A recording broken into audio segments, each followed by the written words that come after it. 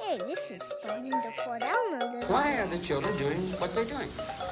Why does a child reach up and kill his mom and dad and murder his two little sisters and then cut